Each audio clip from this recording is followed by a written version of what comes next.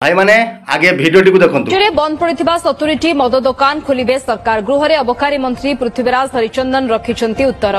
बंद मद दुकान को पुनर्बार खोलिबा पई विभाग तरफरु अनुमति दिया जायछि।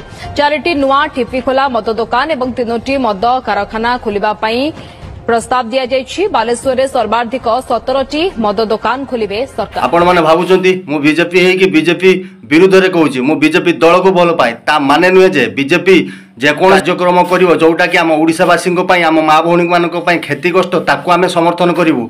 बीजेपी जोटा भल करिवो सेटा को आमे लोकलोचन को आनिबु। बीजेपी जेटा भूल करिवो ताकू भी मध्ये आमे लोकलोचन को आनिबु। प्रभाती दीदी 5000 टका देकी महिला को सशक्त करिवा पई चाहुचंती। एपटे हमर आईन मंत्री कौन कहते ना आहरी 70टा मद दुकान खोल कहीं आपण मानू कौन ये लोक मैंने भोट देते ये कौन ओडिशा रे बीजेपी सरकार आनी मद मुक्त जगह मद जुक्त करने भिडटी हुए तो बीजेपी नेता मंत्री को बाधि पारे किंतु भाई सठिक कहवा विरोधी माने तमें मैंने भावनी जे आम खाली बीजेपी सपक्ष भिड बन शिखीचु। बीजेपी जदि किसी भूल कला ता विरुद्ध में आम भिड बन शिखीचु। जय श्रीराम। भिडटी जदि भल लगी शेयर करेंगे जमी पृथ्वीराज हरिचंदन सार पाखे भिडटी पहुंच।